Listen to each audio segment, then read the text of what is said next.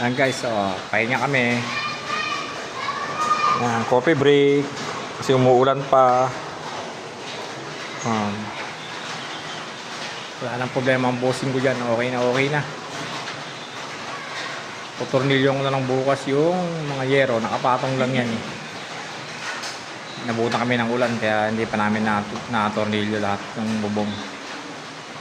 Tapos hindi pa na sila ng maayos. Kaya may tulo pa. Pero bukas sure ball na yan. Tuwan-tuwa naman bossing ko. Tapos hindi maiiwasan ng pag gumagawa ka ng yero, hindi maiiwasan ng disgrasya. Ayan, gaya niya, no? Nahiwa ako ng yero. Ayan. Tinip ko lang tsaka tissue. Ayan. Pagka gumagawa ka ng yero, hindi maiiwasan yan.